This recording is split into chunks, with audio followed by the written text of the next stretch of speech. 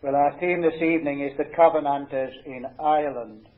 The Covenanters in Ireland. I'm not pretending to be a historian, but it is useful for us to have some idea of Irish Covenanter history.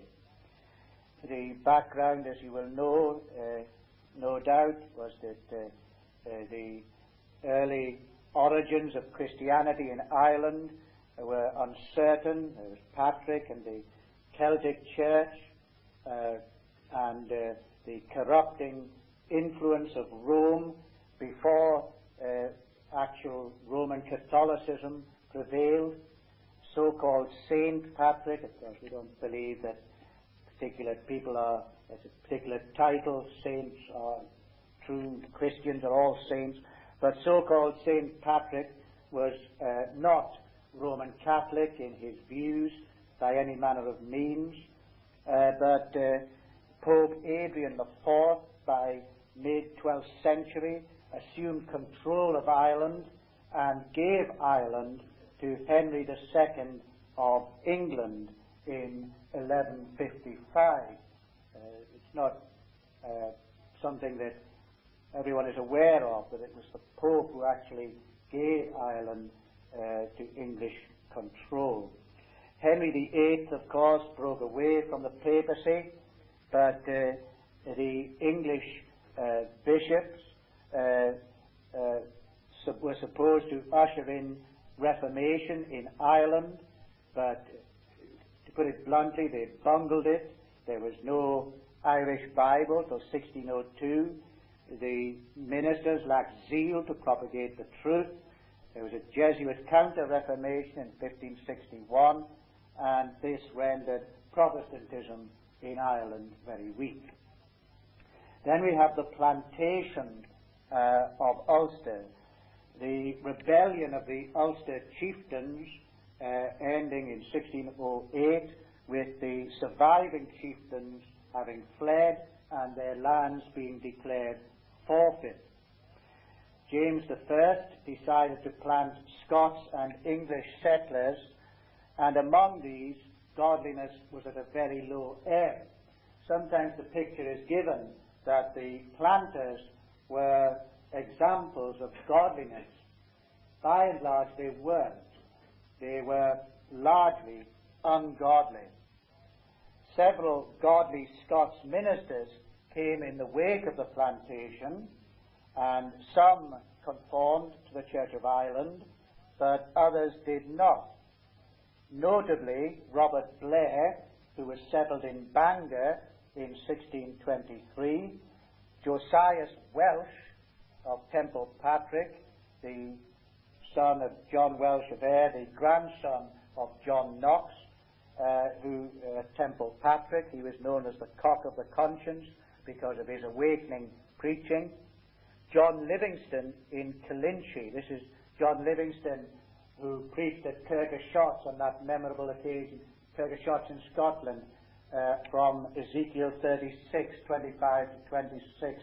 Behold, I sprinkle clean water upon you, a sermon after the communion, on the Monday of the communion at Kirkashotts, when it's reckoned that about 500 people were converted at once. Well, John Livingston was settled in Killinchy, up near Newtownards, or Comber, that direction. And he has left a diary, and it's quite amazing to read something of the diary of John Livingston of Killinchy. He tells us this: in the summer 1630, being in Irwin, Mr. Robert Cunningham, minister at Holywood in Ireland, and some while before that Mr. John Dunbar, minister at Lairn in Ireland, proposed to me, seeing there was no appearances I could enter into the ministry in Scotland, whether or not I would be content to go to Ireland. I answered them both that if I got a clear call and free entry, I would not refuse. About August 1630, I got letters from the Viscount Clandy boys to come to Ireland in reference to a call to the parish of Killinchie, whither I went and got an unanimous call from the parish, and because it was needful that I should be ordained to the ministry, and the Bishop of Down, in whose bounds Killinchie was a corrupt, timorous man, and would require some engagement before my Lord Clandeboy sent some with me, and wrote to me, wrote to Mr. Andrew Knox, Bishop of Raphoe, who, when I came and gave him the letter from my Lord Clandeboy, and from the Earl of Wigton and some others that I had for that purpose brought out of Scotland, he told me that he knew my errand, that I came to him because I had scruple against episcopacy and ceremonies, according as Mr. Josias Welch and some others had done before, and he thought his old age was prolonged for little of purpose, but to do such offices, that if I scrupled to call him my Lord, he cared not much for it. All he would desire of me, because they got there but few sermons, that I would preach there at Ramelin the next Sabbath, and he would send for Mr. William Cunningham and some 2 or 3 other neighbouring ministers to be present, who after sermon should give me imposition of hands. But although they performed the work, he behoved to be present, for otherwise he durst not answer to the state. He gave me the book of ordination, and desired that anything I scrupled at, I should draw a line over in the margin, and Mr. William Cunningham should not read it. But I found it had been so marked by some others oft before, that I needed not mark anything. So the Lord was pleased to carry business far beyond anything that I had thought or almost ever desired. That's all that easy to follow. It's written partly shortened phrases and also older English. But he's saying there that he was ordained by a presbytery, albeit the bishop was present among them, and that the questions for ordination, others before him had already scored out what consistent Presbyterians couldn't accept. Then he says, that winter following, I was in great heaviness, for although the people were very tractable, yet they were generally very ignorant, and I saw no appearance of doing any good among them. Yet in a short time the Lord was pleased that some of them begun to understand their condition. The Bishop of Down had an evil eye upon me, because I had gone elsewhere to receive ordination, and at a visitation at Down in the spring, following whither I went much against my will, but Mr. Blair and Mr. Cunningham drew me, saying my staying away would occasion more trouble. The bishop, before all the ministers, inquired of me what was my opinion of the service book. My answer so dissatisfied him that there was some appearance I might be censured shortly, but my Lord Clandeboy prevailed with him that I should be forborne. The parish of Killinchie, being looked on but as a pendicle of another parish, to wit Killyleagh, there was never any official court kept in it. All the while I was there, not only had we the public worship free of any inventions of men, but we had also a tolerable discipline. For after I had been some while amongst them, by the advice of all the heads of families, their ablest for that charge were chosen elders to oversee the manners of the rest, and some deacons to gather and distribute the collections we met every week, and such as fell in notorious public scandals we desired to come before us. Such as came were dealt with both in public and private, and prevailed with to confess their scandal before the congregation at the Saturday's sermon before the communion, which was twice in the year, and then were admitted to the communion, such as after dealing either would not come before it, or through contempt would not be convinced to acknowledge their fault before the congregation upon the Saturday before the communion. Their names of scandal and impenitency was read out before the congregation, and they debarred from the communion, which proved such a terror that we found very few of that sort. He goes on. I'm sorry to give you such a long extract, but it gives you some idea of the work of the Lord. not too far from here at that time. We needed not have the communion after, for there were some 9 or 10 parishes within the bounds of some 20 miles or little more there, wherein there were godly and able ministers that kept a society together, and every one of these had the communion twice in the year, and that at different times, and had 2 or 3 of the neighbouring ministers to help them at. And most part of the religious people of every parish used to report to the communions of the rest of the parishes. The ministers were Mr. Robert Blair, minister at Bangor, Mr. Robert Cunningham, minister at Hollywood, Mr. James Hamilton at Belterwater, Mr. John Ridge at Antrim, Mr. Henry Colwart at Oldstone, Mr. George Dunbar at Lairn, I presume that's Larne, Mr. Josias Welch at Temple Patrick, and Mr. Andrew Stewart at Donegal. Most of all these used ordinarily to meet the first Friday of every month at Antrim, where was a great and good congregation, and that day was spent, this is once a month, that day was spent in fasting and prayer and public preaching, commonly 2 preached before noon and 2 after noon. We used to come together on the Thursday night before and stayed the Friday night after, and consulted about such things as concerned the carrying on of the work of God, and these meetings among ourselves were sometimes as profitable as either presbyteries or synods.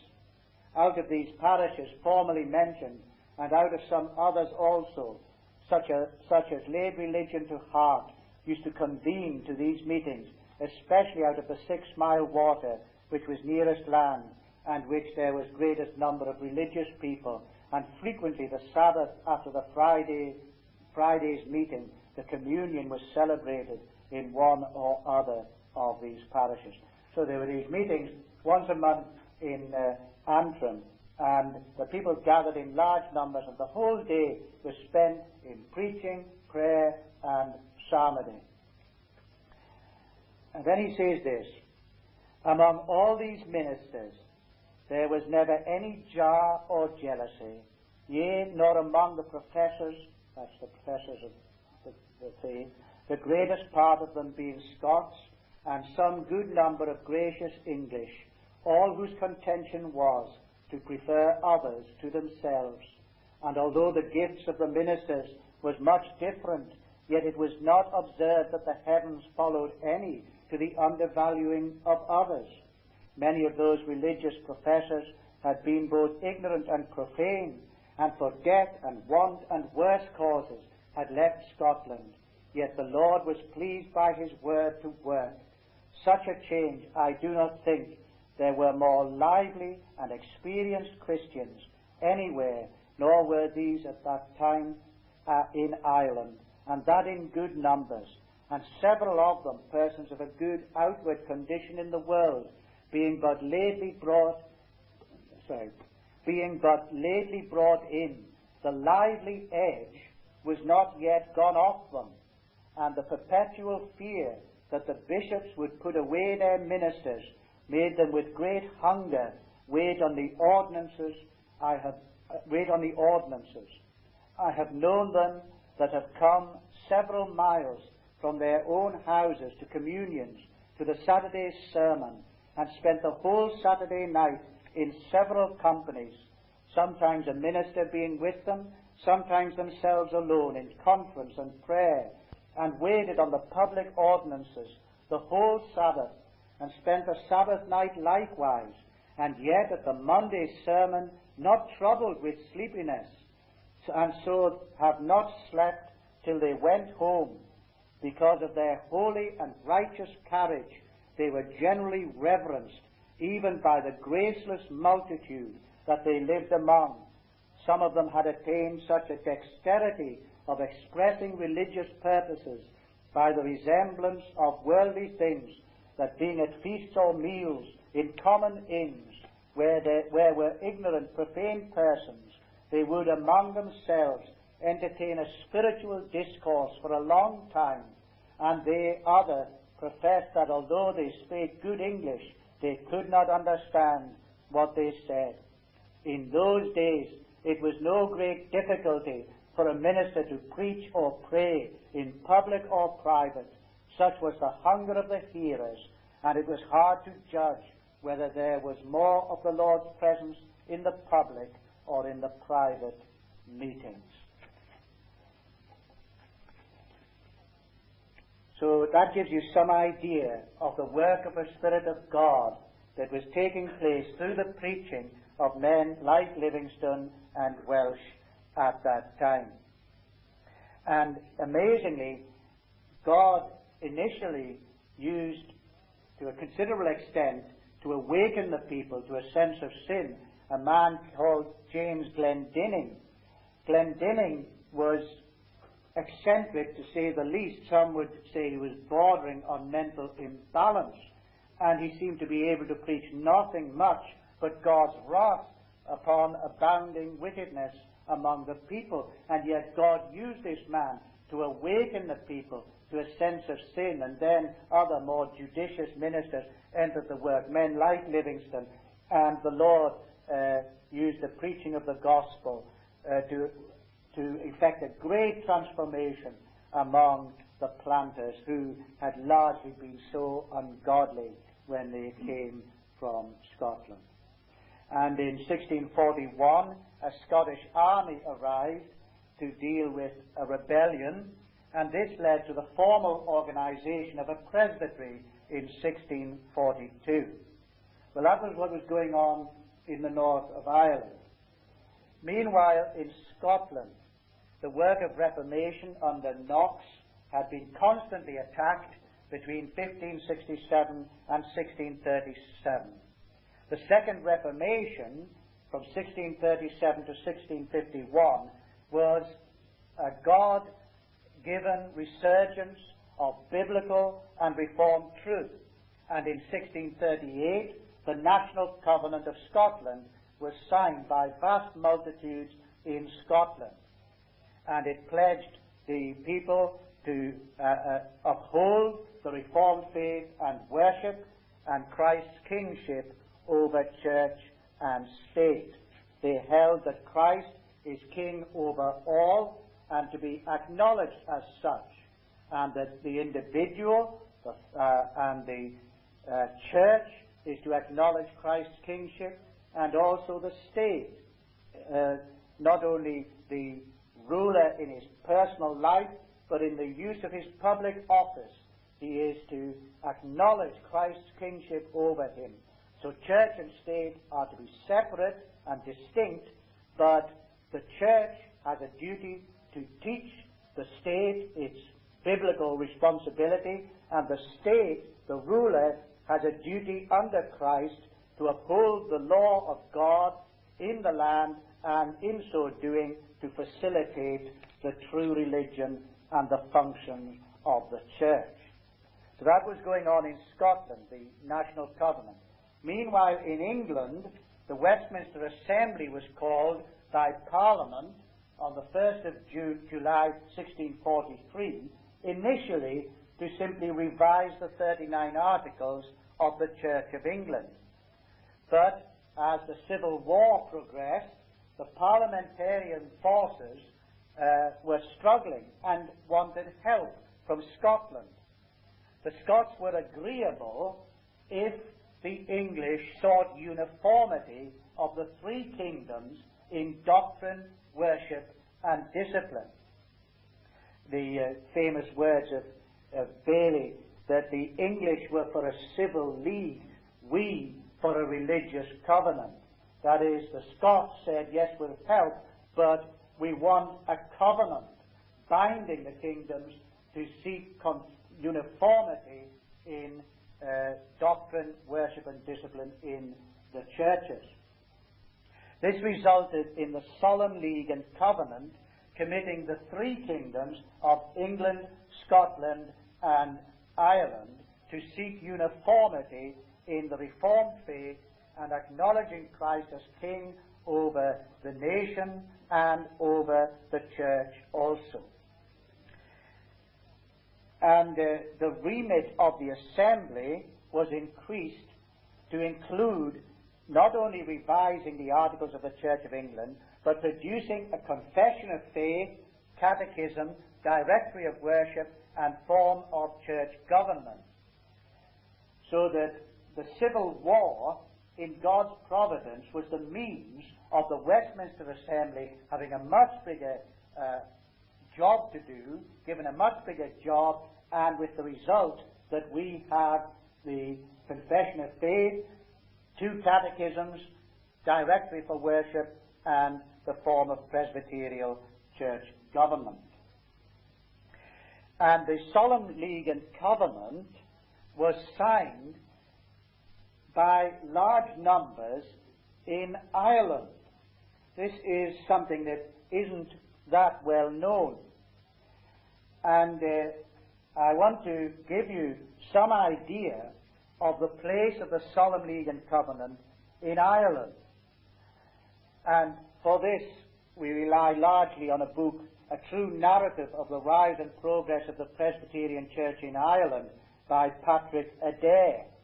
And he tells us this: in March 1644, the Scotch army, through discouragement and want of maintenance, proposing to return to Scotland, were taking an oath which the Presbytery judged ambiguous, scandalous, contrary to the covenant, and a divisive motion.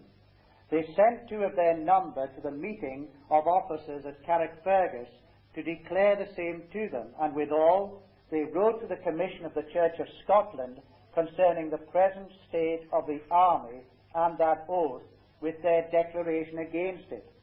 After this came over by the Assembly appointment, that's from Scotland, Masters James Hamilton, William Adair, John Weir, and Hugh Henderson, very soon one after another. They were all present at the Presbytery, held on Monday the 1st of April 1644, showing their commissions and bringing a letter from the Commission of the General Assembly directing the ministers of the Scotch army to administer the Solemn League and Covenant to the army, which was accordingly done. The ministers who had charge of regiments as their congregations did administer it to the regiments, and the regiments who had no ministers received it from the ministers who had come from Scotland, and all entered into that oath with great appearance of desire and affection, some really, and others went along. I have heard that none refused it but Major Dalzell in the Major General Regiment, who then and all his days thereafter proved an atheist and an open enemy to the work of God.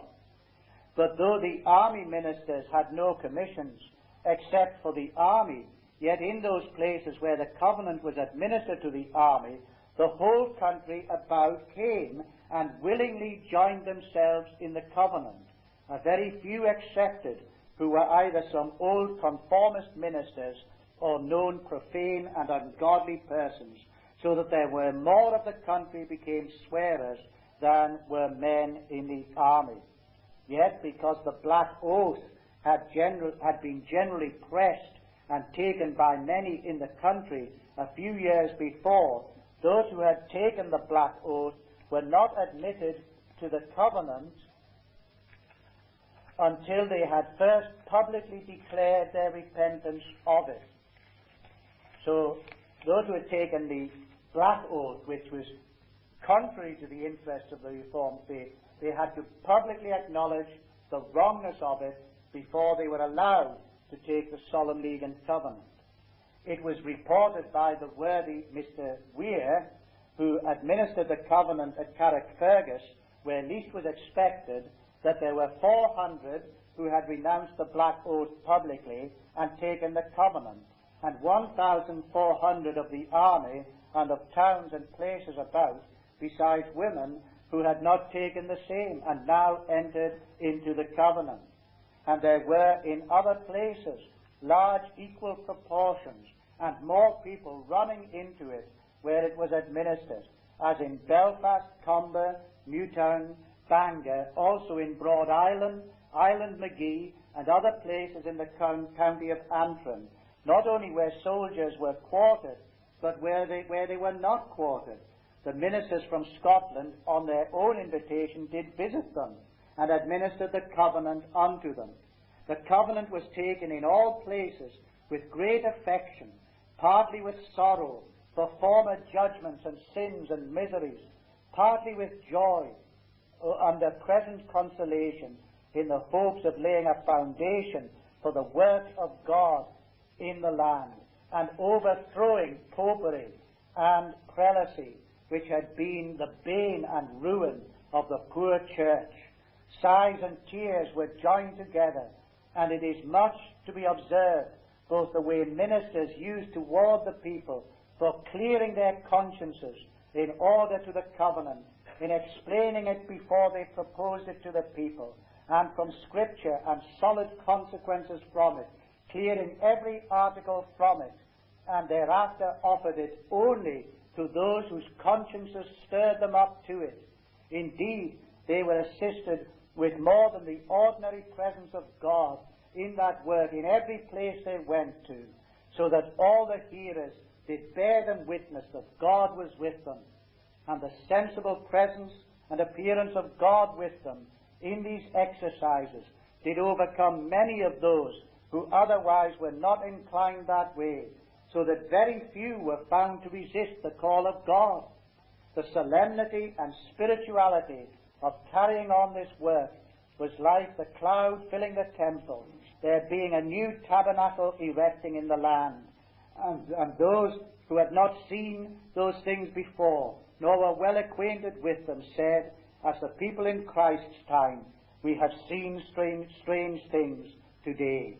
Yea, even the malignants, who were against the covenant, durst not appear on the contrary, for the people generally held their ministers as servants of God, and coming with a blessed message and errand to them.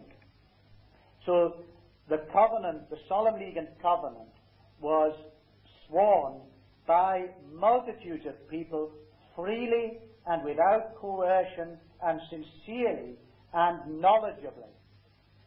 And it is undoubtedly true that there was less pressure to sign it in Ireland than anywhere else. Adair then goes on. He describes the difficulties in Belfast, and yet there were still those who signed the covenant in Belfast, and the great opponents of the covenant, how their numbers gradually dwindled and their families became insignificant, and others coming into Belfast signed the covenant. But then he goes on, thus the ministers, having gone about that work in all places in Down and several places in Antrim, where the Scotch army were quartered, they resolved to go to Coleraine and the route also for that purpose, and according as they had clearness to go further toward Derry, now Londonderry, but Derry in those days, Mr. Adair and Mr. Weir visited first Antrim, and after that Ballymena, then a small garrison. In both places God was signally present with the ministers and people, the Lord assisting the ministers in the work of preaching and explaining the covenant, and the people with much affection to receive it. The ministers were directed to insist on sweet and suitable subjects thereon, as Ezra chapter 8 verse 23, where that text says, so we fasted and sought our God for this, and he was entreated of us. And Psalm 102 verse 13, thou shalt arise and have mercy upon Zion, for her time for favour, yea, the set time is come. And from Ballymena they went with a guard of horse toward Coleraine under one William Hume of General Leslie's regiment.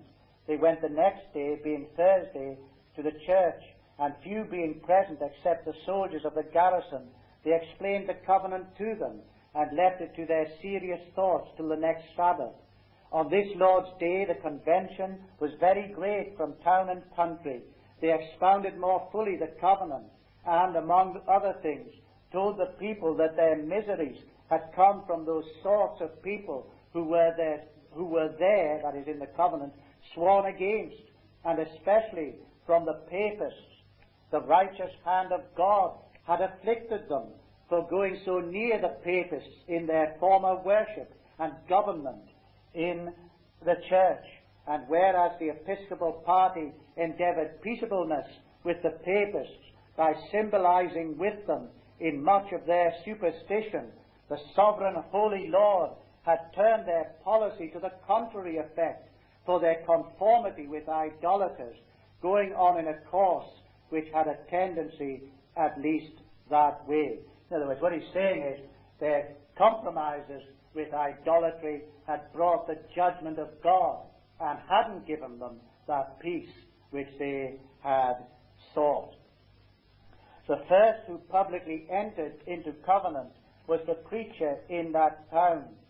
And then he goes on, next the whole people of the country present did solemnly acknowledge the oath, and by lifting up hands to God, entered into the solemn league and covenant, with which were mixed prayers and singing of psalms, after the ordinary exercise of preaching was over. There were few of the townsmen who entered into the covenant the first day, but they gave the ministers knowledge that their purpose was on Monday to enter into it. The ministers first commending them for their deliberate way of doing such a thing, observed the Monday and received them into covenant, both the mayor and others of the town, they desiring to do it by themselves, but so that their entering into the covenant they did abjure their former corruptions and renounce them.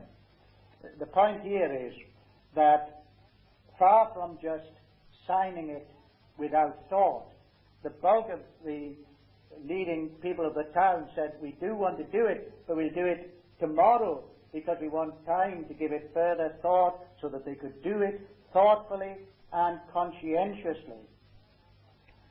So did the ministers and people of Ruth, who were all of them convened in two places, Billy and Dunluce. In the one was Mr. Adair, and in the other was Mr. Weir, where the former ministers followed the same way with others before them, and the people also.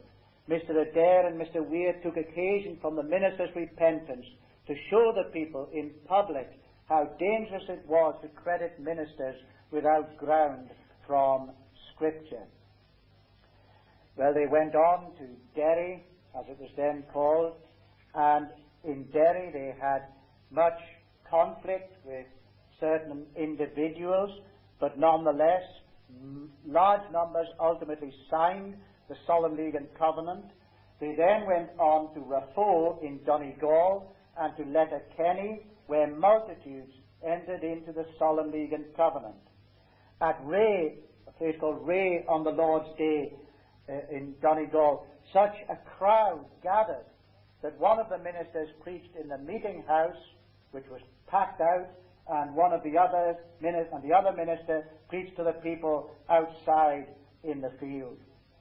Then they went to Enniskillen and then back to Derry. And we read when they returned to Derry, Adair says, the ministers, to close the work at Derry, did celebrate the Lord's Supper publicly in the great church, where the altar was removed to give place to the Lord's table, and God appeared most sensibly and comfortably in the administration by the power of His Spirit on ministers and people. All things were done with as much order as was possible in such a case. No scandalous or unknown person was admitted, and the gravest gentlemen in the towns and regiments attended the tables.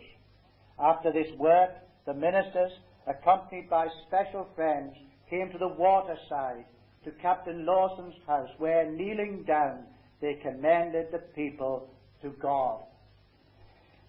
They then went to Ballycastle and to Carrickfergus. This is Weir and Adair. Hamilton had stayed in the east side of the country, and the three ministers were now together. The Lord's Supper was observed at Newton Ards, Hollywood, and Ballywalter. these ministers then returned to Scotland, and Patrick Adair, the later writer, says that each of them, on returning to Scotland, met with sore trials. He says, lest they should be exalted above measure upon this great work wherein God had assisted them so signally. William Adair was very ill with fever at Newtownards. Then when he got to Stranraer, he was ill again. Hamilton and Weir were kidnapped by the Highlanders. They were seeking to use them as hostages because one of their leading figures was a prisoner. They were seeking to get him released by capturing Hamilton and Weir. They suffered greatly during their captivity among the Highlanders, and Weir died, whereas Hamilton was rescued, lived long, and fulfilled a useful ministry at Dumfries and Edinburgh. So then, the Solemn League and Covenant was signed by large numbers in the northern part of Ireland. It was signed by some in Dublin, and ultimately, of course, it was signed by the monarch, the King of England, Scotland, and Ireland, which is important. The restoration of Charles II to the throne in 1660 brought on the worst period of persecution for the Scottish Covenanters, and during that period we have the killing times in Scotland, where 1,700 were banished to America, 750 were banished to the Northern Isles of Scotland, 3,600 were imprisoned, outlawed, or sentenced to death if they were caught, 650 were killed in skirmishes, 7,000 left Scotland, 362 were executed after trial, 498 were killed without trial. And of course we know the names of the leading ministers of that time: Cameron, Cargill, Renwick, and so on. And the ministers preached from the scaffolds, and the last of the covenanting ministers executed in Scotland was James Renwick, who sang Psalm 103 and read Revelation 19 as he stood on the scaffold to be hanged. But in Ireland, the persecution was not so severe, comparatively speaking.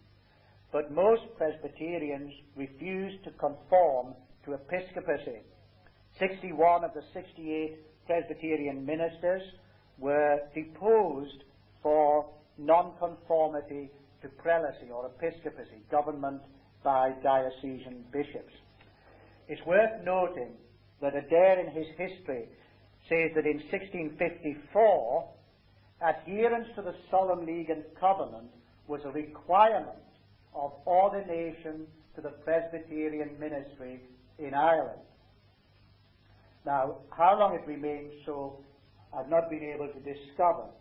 But at that time, to be a Presbyterian minister, you had to adhere to the Solemn League and Covenant. I mention that for this reason. Presbyterianism in Ireland, historically, was covenanting. There is nothing that the Reformed Presbyterian Church held to that is not part of the original Presbyterian position. The Reformed Presbyterian Church was not the result, didn't come into existence as a result of introducing a novelty. The Reformed Presbyterian Church exists because it refused to abandon what others did abandon. So Presbyterianism in Ireland was originally covenanter in its entirety.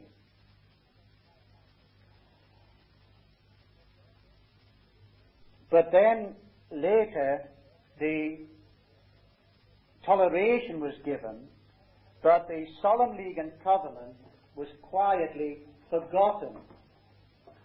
The Presbyterians began to compromise and realized that the Solemn League and Covenant was a sore provocation to the authorities. And so in the historical testimony of the Reformed Presbyterian Church we read, in Ireland, as in Scotland, persecution led to compromise and apostasy in the case of many. After a feeble resistance, most of the Presbyterian ministers, while still refusing conformity to prelacy, came at length to comply with several degrading requirements of the state. Like the indulged in Scotland, they departed from the spirit of the covenant and compromised their allegiance to Christ. They made high profession of loyalty and attachment to the throne. They accepted thankfully the royal toleration. From the hands of the perjured monarch Charles II, they received for the year 1672 as Regium Donum £600. This most objectionable gift they received and defended on the plausible pretext that it was designed as compensation for loss of tithes in the parish churches. In reality, it was designed as a royal gift to reward and still further to ensure their acquiescence in measures unjust, tyrannical, and persecuting. Amidst this general alarm and defection, many of the people and a few of the ministers held fast their integrity, choosing reproach and suffering rather than abandon the testimony of Christ. Of the ministers, Michael Bruce of Killinchy, John Cruikshanks of Raphoe, and Andrew McCormack of Macarally deserve honourable mention. That's Macarally, just a few miles from us here. And I dare say, he quoted there, they called the people to solemn and great meetings, sometimes in the night and sometimes in the day, in solitary places, where the people in great abundance and with great alacrity and applause flocked to them. There they spoke much against the bishops and the times. Their preaching did exceedingly please most people. Their boldness in openly daring the magistrate and in calling together great assemblies, contrary to his order, deeply impressed the common people, who not only countenanced them, but also contributed liberally to their support. Thus they continued for a considerable time, going from one place and from one parish to another, under disguise and often in the night time. They raised a public protest against prelacy and tyranny, preached the gospel with great power, and fostered meetings for prayer and fellowship, till they were compelled by persecution to make their escape for a time to Scotland. Bruce lived to see the Revolution, dying in Scotland in 1693. Cruikshanks and McCormack won the martyr's crown on the field of battle, falling at Rullion Green in the cause of the covenant. Thus deprived of their ministers, the covenant-keeping people continued to assemble in fellowship meetings. In these they found that edification and comfort which they could not obtain at services conducted by men unfaithful to their covenant vows. Nor were they forgotten by their covenant king.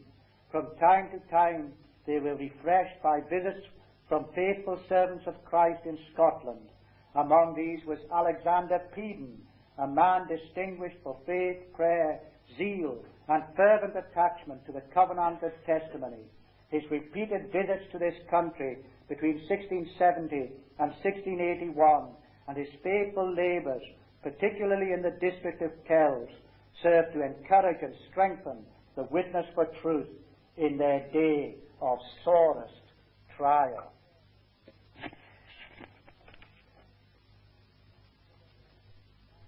So there was now a clear division between those who went along with the view that the Solemn League and Covenant was to be ignored and forgotten and denounced as treasonable, and those who held it to be their duty to abide by the Solemn League and Covenant. And so this division continued. From now on, there were the Presbyterians who abandoned the Solemn League and Covenant, and there were the Presbyterians who held fast to it. And the latter were holding separate meetings for worship and fellowship, and maintaining contact with the covenanting societies in Scotland. I'll just read briefly from Professor Loughridge at this point. The position of the Covenanters in the north of Ireland immediately following 1690, after the Revolution settlement, was a difficult one. They had no meeting houses for worship and no ministers. They were scattered throughout the province in comparatively small groups, especially in the counties of Antrim, Derry, East Donegal, and North Down, where the Scottish influence was strongest. Their prospects were dim and might well have been hopeless had not David Houston thrown in his lot with them in 1692. David Houston was born near Paisley in Scotland in 1633. He entered Glasgow University in 1648 and took his master's degree in 1654. Nothing is known of his training for the work of the ministry, but when he came to Ulster shortly after 1660, he came as a licentiate and undertook the supply of some congregations under the care of the Root Presbytery, which had been constituted in North Antrim in 1657. The relationship between David Houston and the Root Presbytery was never very cordial or satisfactory, though he was a member of the Presbytery. He had a strong attachment to the Scottish covenants and made no secret of the fact in his preaching. The Presbytery remonstrated with him and appealed to him to avoid, quote, an irregular carriage in preaching in way of opposition. He accepted the reproof and preached in mid-Antrim under the supervision of the Antrim meeting. When that meeting admonished him for, quote, scandal and disorderly conduct, and advised him to, quote, withdraw a while out of the country, he agreed to do so. He soon returned, however, this time to Ballymoney, where his preaching of covenanting principles is reported to have caused a rent in the parish. On the 27th of February, 1672, the Root Presbytery formally suspended him. This suspension was withdrawn in 1673 with the possible intention of encouraging him to return to Scotland. Houston continued his itinerant ministry, sometimes in Scotland and sometimes in Ulster. His outspoken criticism of his brethren, who were willing to accept the Regium Donum, and his obvious sympathies with the stricter Presbyterians who followed Cameron and Renwick, meant that he was a constant embarrassment to the Ulster Presbyterians, who sometimes referred to him as an inconvenient brother. He was ultimately deposed by the Root Presbytery, but the deposition concerned him very little, for he had some time before that date renounced his attachment to Irish Presbyterianism on his formal recognition by the Scottish Covenanting Societies. We find that he was held in high esteem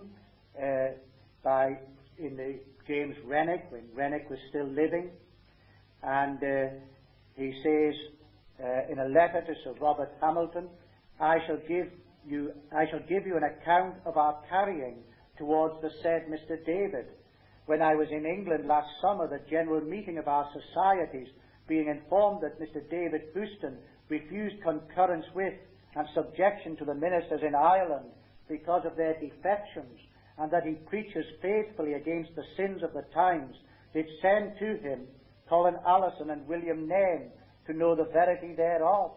These, after a full and free communing with the said Mr. David, and all the heads of our present testimony, received great satisfaction. He also signified unto them his resolution of coming unto us.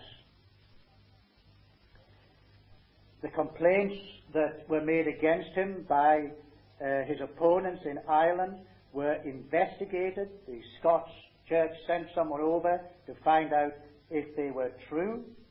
And then Renwick remarks, for my own part, I thought he seemed to have a right state of the cause, and a right impression of the case of the church, and to be tender-hearted and zealous in the frame of his spirit, particularly for the royalties of Christ, and against the idol of the Lord's jealousy, the ecclesiastic supremacy, and civil tyranny. Then he also says, as for Mr. David Houston, he carries very straight, I think him both learned and zealous. He seems to have much of the spirit of our early professors, for he opposes much the passing from any part of our testimony, and sticks close to every form and order whereunto we have attained. Early in 1689, Houston lived near Newtonards, and he entered into a bond of compliance with Lord Mount Alexander of the Ards, that he would use his influence in the peaceful settlement of the country. The last 4 years of his life were spent at Armoy in County Antrim, and a reference to his work in Armoy is found in the complaint of a northern bishop to the Lord Lieutenant of Ireland in 1694, where he says of him, he is a clergyman that preached up the Solemn League and Covenant, accusing the people of Scotland for not sticking to their league and having a congregation of 500 resolute fellows that adhere to him. At his death in 1696, he had firmly established the cause of Reformed Presbyterianism in Ulster.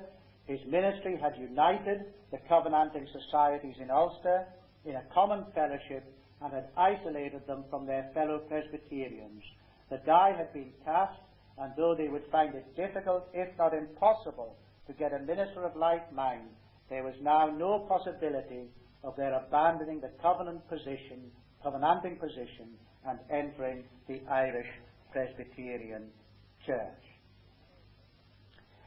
So, when it came to the Revolution settlement in 1690, under King William, the Covenanters in Scotland and Ireland, whilst they accepted gratefully from God the relief of persecution, they rejected the Revolution settlement because the covenants were ignored.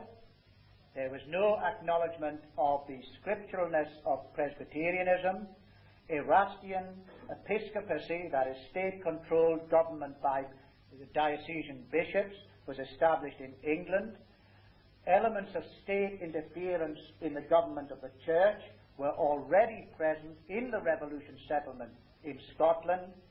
Compromisers, former curates, and persecutors were admitted into the ministry and offices of the church. So in Scotland, there were now two branches of Presbyterianism, the Church of Scotland under the Revolution settlement, and what became the Reformed Presbyterian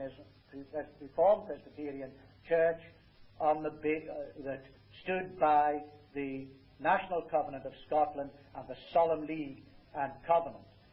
Whereas the Revolution Settlement Church of Scotland hastily put the Westminster Confession in place as its doctrinal basis, the Covenanting body held to the whole Westminster position, the Confession of Faith, the larger and shorter catechisms, the Directory of Worship, and the Directory of Presbyterian Government. That division in Scotland was mirrored in Ireland. And so in Ireland, you had the Presbyterian Church of Ireland and the Reformed Presbyterian Church of Ireland, the latter of which held to the whole position embodied and flowing from the Solemn League and Covenant. Now, in those days, the difference between the Presbyterians and the Reformed Presbyterians was the Solemn League and Covenant. Both bodies practiced exclusive psalmody, for example. All Presbyterianism in Ireland was originally psalm singing without instrumental accompaniment. They had the same form of worship. The dividing line was over the Solemn League and Covenant. And so for those many years, David Houston was the only Reformed Presbyterian or Covenanter minister in Ireland. After Houston's death, there were no Covenanter ministers in Scotland. They met in societies. The elders taught and exhorted the people. They had constant contact with the Scottish Church, and the Irish Covenanters were represented in 1712 at Arkansas in Scotland, when John Macmillan led in the renewing of the covenants. As time went on, the Lord did raise up ministers. William Martin of Ballyspallen near Limavady, studied under John Macmillan in Scotland, and then under John Macmillan's son, also John Macmillan, and returned to Ireland and was ordained by the Scottish Presbytery, who came over here at the Vow near Ballymoney. And in 1763, the first Reformed Presbytery of Ireland was formed. One outstanding minister of that time was William Staveley of Loughbrickland, who lived from 1743 to 1825. In 1811, the first synod of the Reformed Presbyterian Church met at Cullybackey, and the church, the denomination, was divided into 4 presbyteries: northern, western, eastern, and southern. That those names still exist today. And the church had grown through the preaching of the word, through the consistency of the ministries of the preachers, Presbyterians, and those from the seceded churches. There was a steady flow of people into the Reformed Presbyterian Church at that time. And the Reformed Presbyterian Church grew whilst maintaining a strict discipline. It grew. It grew when it was consistent. Well then, just briefly, 1 or 2 points of conclusion. We can maybe some other time look at the rest of the history up to the present time. But let's just review. The Reformed Presbyterian Church was the continuation of the Presbyterianism originally established in Ireland. Nothing of the Reformed Presbyterian Church's principles were an innovation. They were part of the original Presbyterian position. The body called the Presbyterian Church of Ireland is a breakaway. That may sound absurd because of its size today compared with the Reformed Presbyterian Church. But the Presbyterian Church of Ireland departed from the historic Presbyterianism of the early ministers in Ireland. The first point of departure was they abandoned the Solemn League and Covenant, and for a long time that was the main difference. They then later abandoned the Reformed pattern of worship. They abandoned exclusive unaccompanied psalmody. They then abandoned Reformed doctrine and allowed liberalism to be preached and countenanced. And then, of course, now we have the ordination of women and so forth. But the first point of departure was when they rejected the Solemn League and Covenant. Well, what about the Reformed Presbyterian Church today? We'll not say too much, but it is much weakened. And there is a lack of clarity as to exactly what the Reformed Presbyterian Church is now saying about the descending obligation of the Solemn League and Covenant. But happily this is being looked at so that we can be clear as to what we are saying about that descending obligation. Nevertheless, with all our present sins and faults, we have a goodly heritage, and we have a heritage that is to be prized because it is biblical and therefore worthy to be contended for. So let us pray for our church, for the Lord to raise us up again and to make the church fair as the moon, clear as the sun, and terrible as an army with banners.